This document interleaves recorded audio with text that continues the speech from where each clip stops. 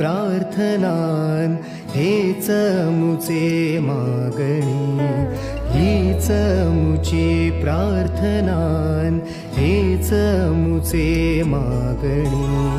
माणसाने माणसाशी माणसासम वागणे, हीच